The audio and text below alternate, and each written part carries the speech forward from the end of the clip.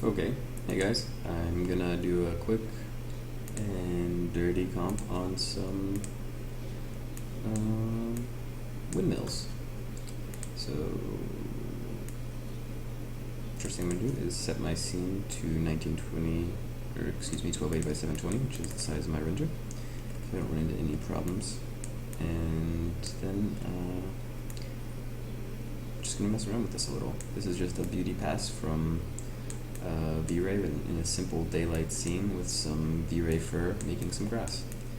And I'm going to try and push it to be as photographic and kind of pretty as it can be in a quick amount of time. This is kind of the workflow I use in commercial environments or maybe on TV where you just don't have a lot of time to finesse or get things looking absolutely perfect from 3D. And so here we go. I wanted to even this out a little bit. I'm going to lift the gamma and drop the gain to sort of knock this highlights down and raise the midtones some, because I want the scene in the end to be a little bit more milky rather than punchy, I think. But that's just my first thought on it, to push things kind of in the direction I want it to go. And then I know that I want to bring a lot more detail into the grass. And to start, I'm going to do that by working on the shadows. So if you notice this little vertical bar over here, it's giving you an indicator of the luminance value of each of the pixels that you're on. And I want to readjust these, the fall off for the shadows, so that I'm actually in more of the shadows right here. I'm over what is I'd like to call a shadow, and it's about at the center point between the shadows and the midtones here, which is a good start. And I'm going to go into the shadows area and knock the gain down. See what that's doing. Get something, introducing a little detail, but not getting too crazy. Something about here, and also add a little color into that, some blue. Good start. And next thing I might want to do is add some atmospheric perspective to the back of this. So I'm going to do that with the depth channel. And I'm going to pop a grade on it. And I know that I want the closest point of that atmospheric perspective to be about right here, so I'm going to adjust the black point to push that away. And I want the atmosphere to come over the edge of this hill pretty strong. So we'll bring that up, and then I'll use the gamma to control the fall off on that.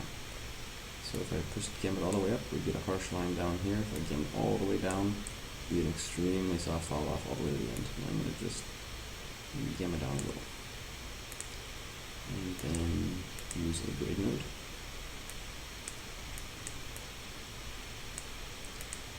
And tell it to use the red channel, because I did that color correction on the color channels of the depth pass, so I want to make sure I use one of the color channels as the holdout one. And just push the offset. There we go. Just starting to get this atmosphere back here. And it's getting a little bit too much to the windmills, so I'm going to gain down a little. So that feels more right. And maybe even tint it slightly blue, slightly towards the color of the sky, because this is actually mimicking the particles in the atmosphere that are scattering light around, and it's usually the same particles that are causing the sky to be whichever color it is at that time of day. So it's pretty safe to just kind of, when you're adding atmosphere, to go with the color of the sky. Nope. Okay. And so that's a little bit of atmosphere. It's already adding some nice range to the image. And let's see. I want to have the colors get a little bit more punchy as we get close to the camera as well. So I'm going to do another color corrector. And this time I'm going to use a very loose roto shape.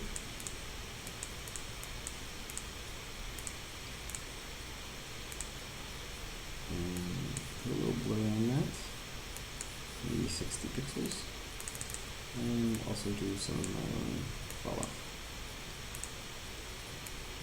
You can also use the depth channel for this, but I like to use blurry roto shapes when I can because they're a little bit quicker and you have a little bit more control over exactly where they're going. And you can still use the mats that you render out to hold out from the blurry roto shapes you make. So again, I'm going to run the cursor over here and see the tones. It's going to want to extend the shadow range and push them down again, just to make it even punchier up close. So nice, strong contrast as it gets closer to the camera. And maybe even brighten the tones here. Like that.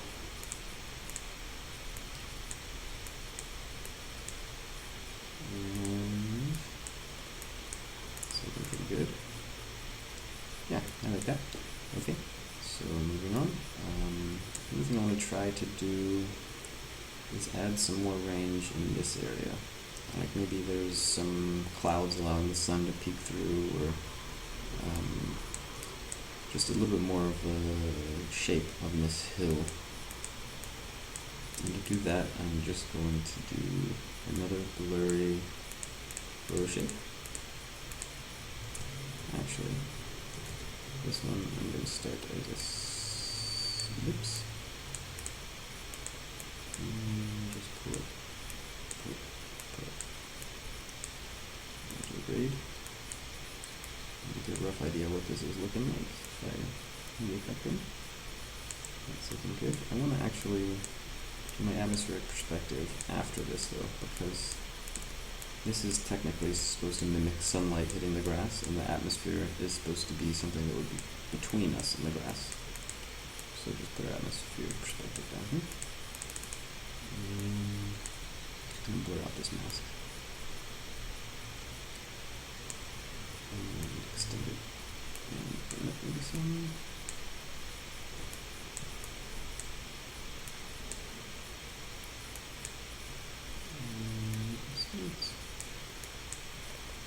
Just focus on the grass for a second and really see how I can push that around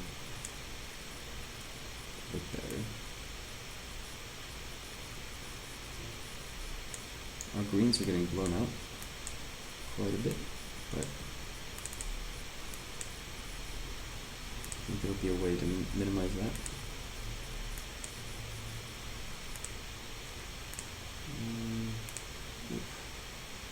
Wow. There we go.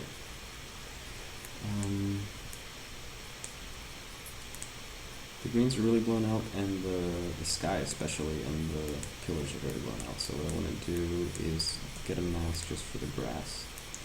And I believe I can do that by manipulating one of the channels, since this is a strong green color next to a lot of white. Red, green, blue.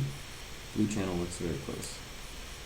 So I'm going to shuffle everything into the blue channel, or I'm going to shuffle the blue channel into the red, green, blue, and alpha channels of this flow. So now all my channels look like the blue channel used to look. The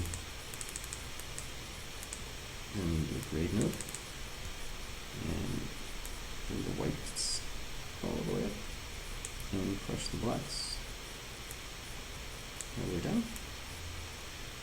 To get something that looks roughly like the mask, I'd like to use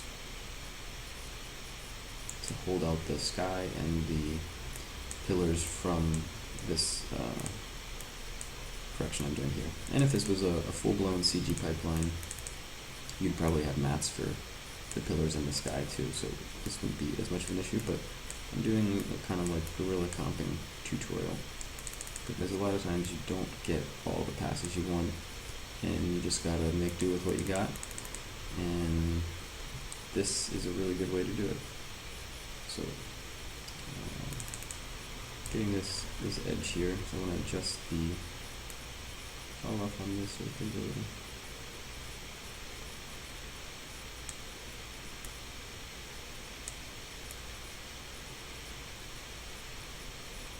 see if it goes to the back maybe. Yeah. And so here's what that stencil is doing. It's chopping the sky and the poles out of that effect. I'm just letting us brighten the grass.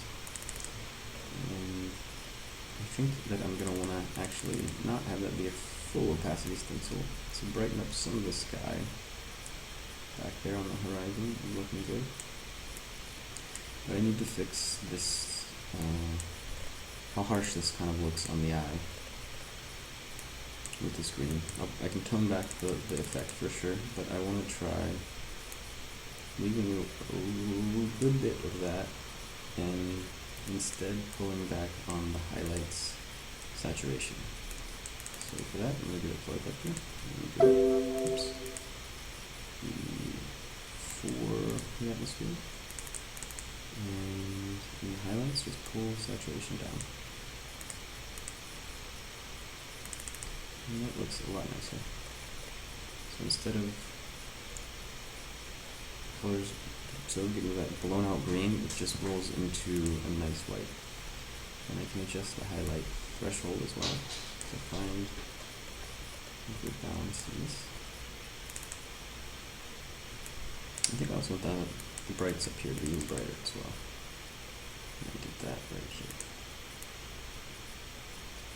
So give the grass a lot of nice range. And maybe even add some color tone to this front bit. Yeah, that's looking good. Okay, so now this field is feeling really nice and Windows screensavery. That's pretty good. So here's our atmosphere again. And to adjust the colors maybe a bit more.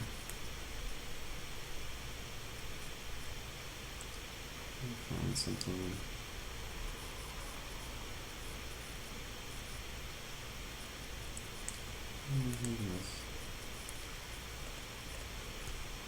Just the fall off there I don't like.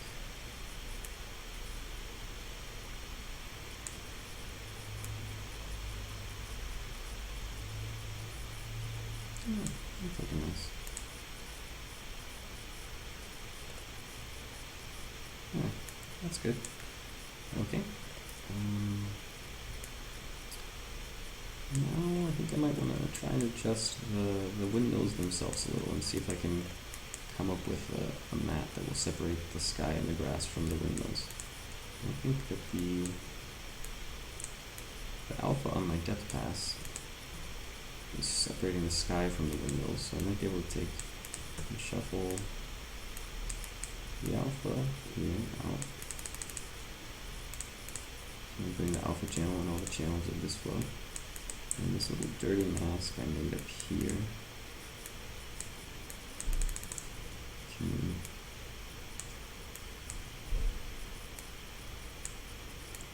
make sure this is going to be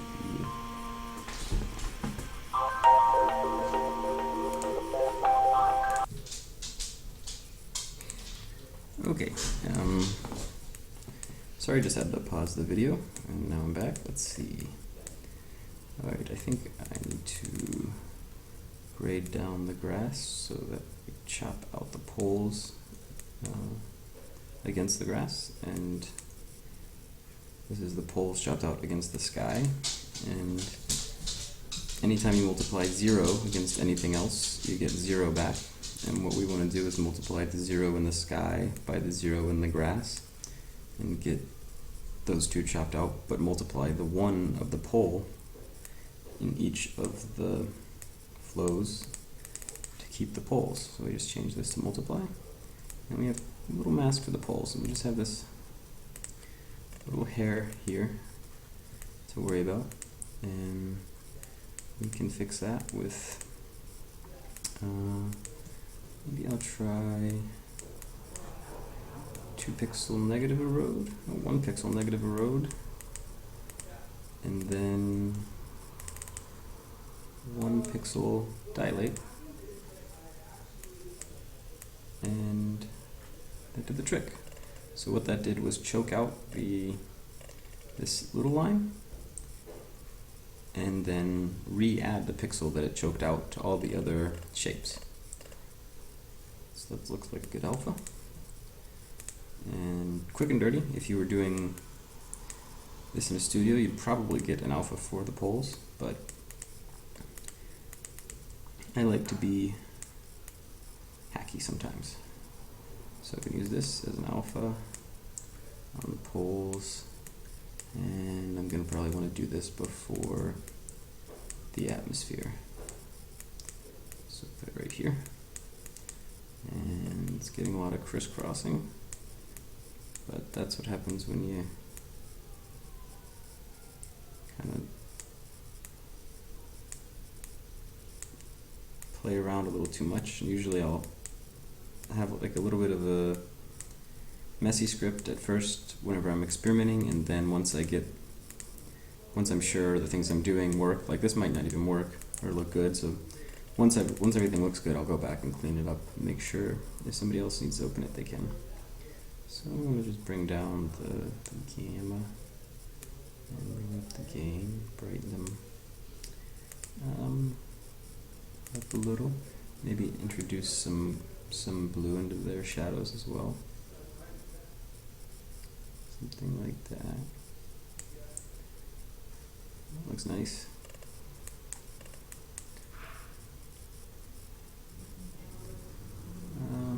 Maybe not even quite so down on the gain, just bring them into the blue tones.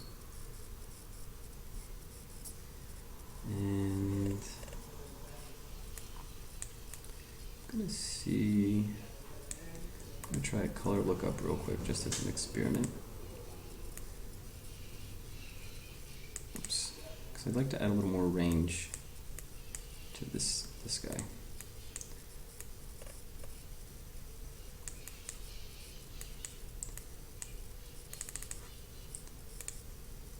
And I'm going to try playing with the curves here a little.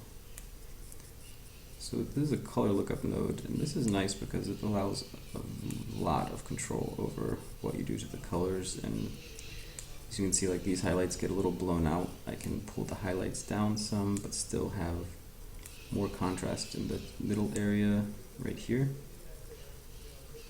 Let's see what this is looking like.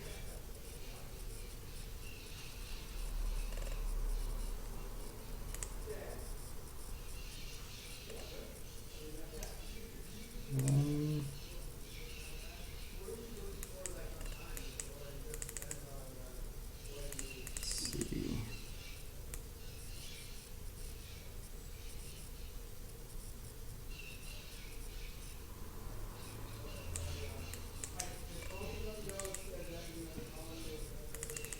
I don't like what's happening here, but it's a little bit heavy.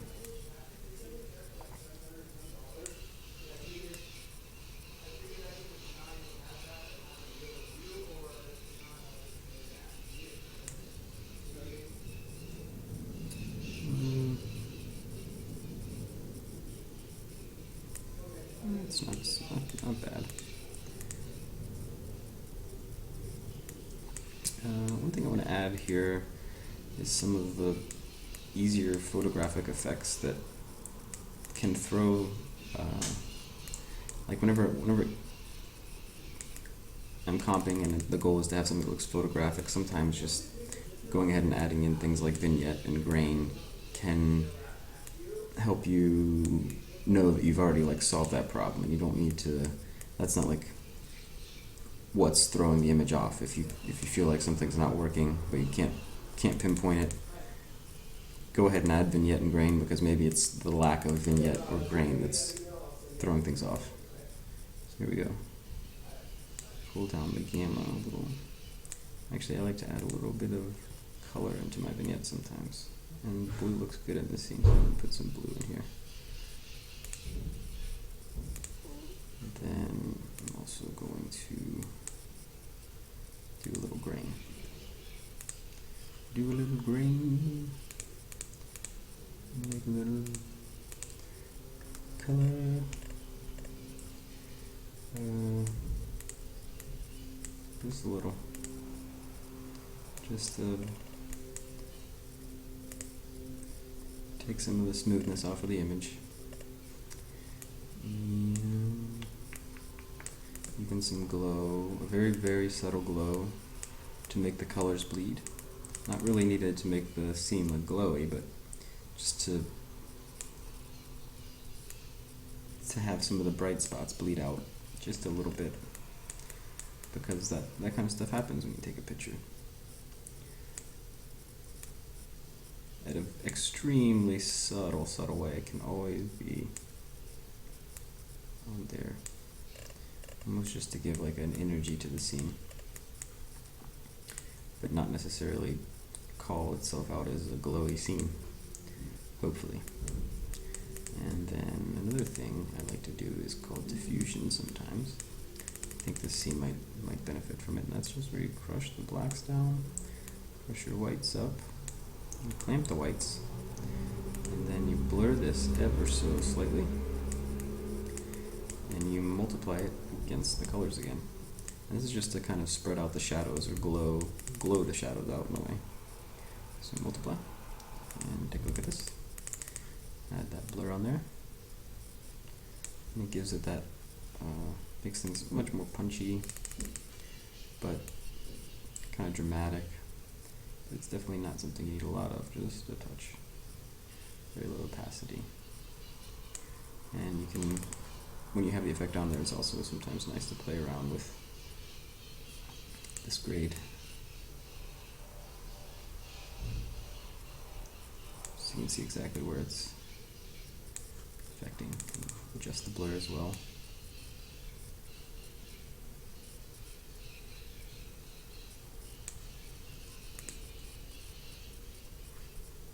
Okay. It's starting to look nice. Whoops. And I think maybe I'll try a little bit of chromatic aberration too. This is just a quick, cheap way to do chromatic aberration. I'm going to do God rays on the red channel and scale them up very, very slightly.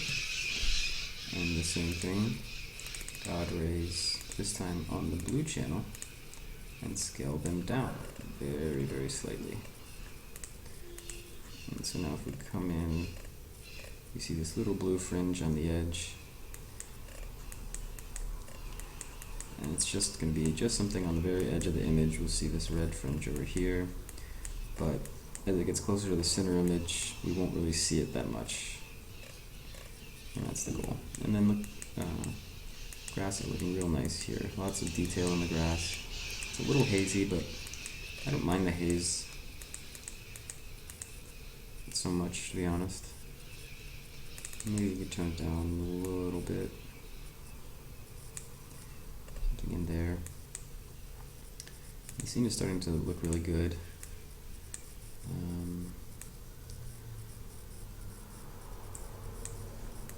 So let's do it before and after and see what we got here. So here's our raw CG, and here's where we're at now. And I think this is looking pretty good for this tutorial. I just wanted to show you like some quick and dirty techniques for comping things. Maybe you could add some depth of field with the depth pass as well. And if this was a moving camera, you definitely want to add in motion blur. And you know, maybe make the sky a little bit nicer, a little bluer perhaps. But I think just for this one, this is just kind of the quick and dirty way. I'll quickly try and do a first pass on an image, and then maybe I'd ask an art director to take a look at it.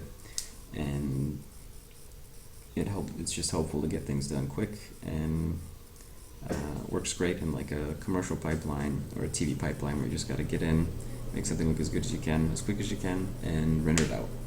So thanks for watching, and I'll put these images and the script up online as well if anybody wants to play with it. And I hope this helped. Thank you.